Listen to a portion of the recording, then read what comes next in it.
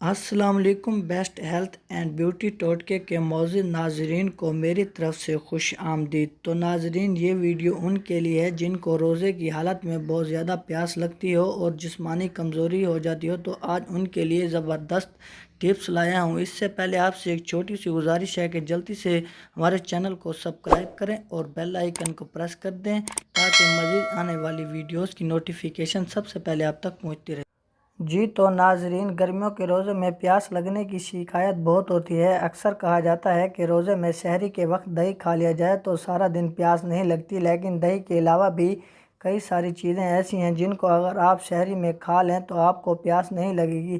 اگر آپ سحری میں دودھ میں پانی ملا کے پی لیں تو اس سے بھی آپ کو سارا دن پیاس نہیں لگے گی۔ اس کے علاوہ آپ سحری میں تخم بلنگا کا استعمال کریں گے تو اس سے بھی آپ کو پیاس نہیں لگے گی۔ تخم بلنگا کئی فوائد سے مالا مال ہے۔ اس میں دودھ کے مقابلے میں 5 گنا کیلشیم موجود ہوتا ہے۔ اس میں نارنجی کے مقابلے میں 7 گنا زیادہ وٹامن سی موجود ہوتا ہے۔ یہ پوٹاشیم اور اومیگا 3 سے بھرپور ہوتا ہے۔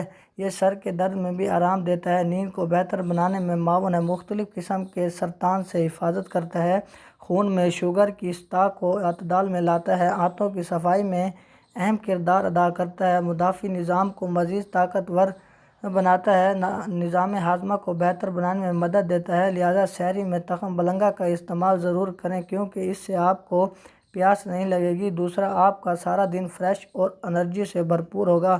تخم بلنگا کا استعمال دودھ کے ساتھ کر سکتے ہیں۔ ایک گلاس دودھ میں تخم بلنگا شامل کریں اور سحری کے وقت یہ دودھ پی لیں۔ اس مشروب کا استعمال کر کے آپ افطار بھی کر سکتے ہیں کیونکہ یہ مشروب آپ کو انرجی فراہم کرنے میں بہت مددگار ثابت ہو سکتا ہے۔ اس کے علاوہ اگر یہ مکسچر بنا کر سحری کے بعد اس کا 1 چمچ استعمال کر لیا جائے تو سارا دن سخت گرمی میں بھی پیاس نہیں لگے گی اور روزہ بہت ہی آسانی سے گزر جائے گا۔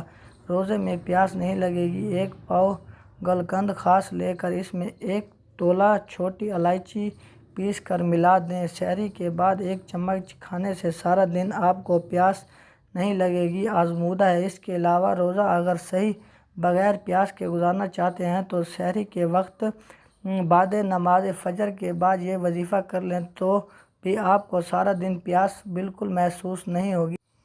اس وظیفے کو پڑھ کر صرف چہرے پر ہاتھ پھیر لیں، سارا دن پیاس بالکل نہیں لگے گی۔ گہرے رمضان المبارک میں فجر کی نماز پڑھنے کے بعد سورۃ کوثر صرف 1 مرتبہ پڑھ کر ہاتھوں پر پھونک مار کر چہرے پر پھیرنے سے روزے کی حالت میں پیاس بالکل نہیں لگے گی انشاءاللہ۔ جی تو ناظرین، اگر آپ کو ہماری یہ ویڈیو اچھی لگی ہو تو ویڈیو کو لائک اور چینل کو سبسکرائب کرنا مت بھولیے گا۔ ملتے ہیں انشاءاللہ اگلی ویڈیو میں، اب تک کے لیے اجازت، اللہ حافظ۔